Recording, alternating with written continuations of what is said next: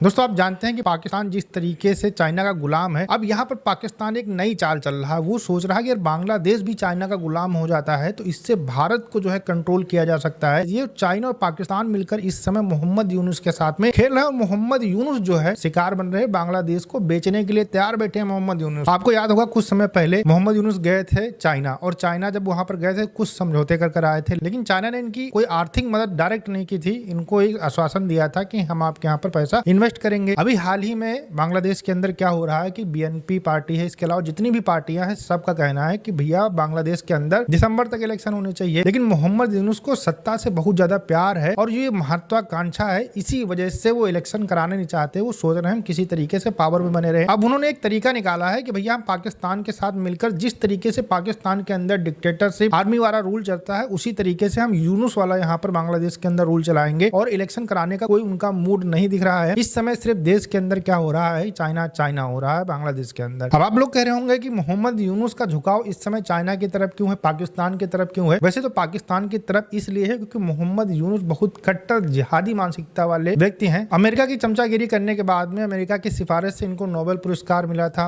और उसी का फायदा उठाकर ये सरकार के प्रमुख बन गए जब शेख हसीना को वहां से निकाला गया। लेकिन आजकल जो हालात हैं बहुत चेंज हो चुके हैं। लेकिन मोहम्मद यूनुस ने कसम खा के रखी है कि भैया हम बांग्लादेश को जिस तरीके से पाकिस्तान कंगाल बन गया है उसी तरीके से हम कंगाल बनाकर छोड़ेंगे। इसी वजह से पाकिस्तान के कहने के ऊपर लगातार चाइना से लोन के लिए, निवेश के लिए कह रहे हैं। अच्छा, एक और चीज आप देखिए कि पाकिस्तान के हालात कितने खराब हो चुके हैं। अगर चाइना उसकी मदद न करे तो उनके यहाँ पर खाने के लिए न जाए। चाइना ने पूरी इंडस्ट्री पाकिस्तान की बर्बाद कर दी, लेकिन फिर भी गारमेंट का सबसे बड़ा एक्सपोर्टर होते हुए भी चाइना के गोदी में जाकर बांग्लादेश बैठना चाहता है, मोहम्मद यूनुस बैठना चाहते हैं। तो ये दुर्भाग्य है बांग्लादेश का। अब चाइना क्या करेगा कि बांग्लादेश के अंदर अगर उसने फैक्ट्रियां लगवा दी तो जो बांग्लादेश का कारोबार था, एक्सपोर्ट था, वो बिल्कुल खत्म हो जाएगा। उसकी कंपनियां वहां पर आएंगी और जो लेबर होंगे उनको हायर कर लेंगे, उसके बाद में काम करेंगे। कुछ समय के बाद में जब चाइना को फायदा नहीं होगा तो वो क्या करेगा, फिर से अपनी इंडस्ट्री वापस अपने देश के अंदर लेके जाएगा और बांग्लादेश जहां का तहां था वहीं रह जाएगा। 50 साल पीछे बांग्लादेश चला जाएगा। लेकिन इन सारी चीजों की बिल्कुल भी मोहम्मद यूनुस को परवाह नहीं है। उनको सिर्फ भारत से दुश्मनी दिखाई पड़ती है, भारत से बदला लेना दिखाई पड़ता है। चाहे वो अमेरिका के गोदी में जाकर बैठे, चाहे चाइना के उनको तलवे चाटने पड़े, उनको उससे कोई फर्क नहीं पड़ता है। एक और चीज मैं आपको बता दूं, कुछ समय पहले ये अफवाह उड़ी थी कि जो पाकिस्तान के सैन्य अधिकारी हैं वो बांग्लादेश जाएंगे और वहां पर जाकर जो है दोनों इंटेलिजेंस जो शेयरिंग है उसका कार्यक्रम करेंगे। तो भैया वो सारी चीजें स्टार्ट हो चुकी हैं। पाकिस्तान के जो ब्रिगेडियर लेवल के रैंक के जो आर्मी अफसर हैं वो इस समय बांग्लादेश पहुंच रहे हैं और वहां पर जाकर समझौते कर रहे हैं कि किस तरीके से हम इंटेलिजेंस के ऊपर काम कर सकें, किस तरीके से हम सोशल मीडिया को कंट्रोल कर सकें जिससे मोहम्मद यूनुस के खिलाफ कोई बातें जो है बाहर ना आ सके। तो इन सारी चीजों को लेकर पाकिस्तान के जो आर्मी अफसर हैं वो अब बांग्लादेश पहुंचने लगे हैं और ये सब खबरें बांग्लादेश के अखबारों के अंदर छप रही हैं। पहले तो वहां की सेना ने ये झुठलाया था, लेकिन अब मोहम्मद यूनुस एकदम नीचे गिर चुके हैं और वो भारत को मजबूर कर रहे हैं कि भारत कोई कठोर कदम उठाए जिससे बांग्लादेश के लोगों का नुकसान हो, फिर बांग्लादेश के लोगों की जो नफरत है भारत की प्रति और बढ़ जाए। उसी को बनाने के लिए शायद इनको चीफ एडवाइजर